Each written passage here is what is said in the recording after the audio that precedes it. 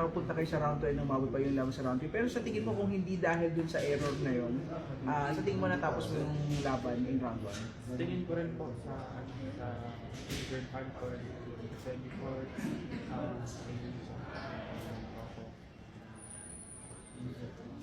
Happy sa landing po.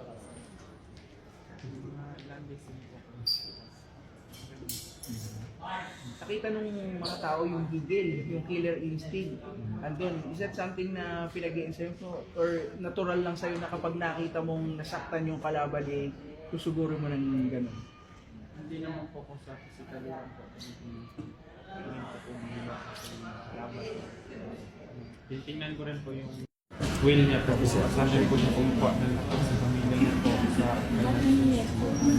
Kasi kahit ako po, nasaktan din naman po ako. Alam ko po, nandiyan po yung mga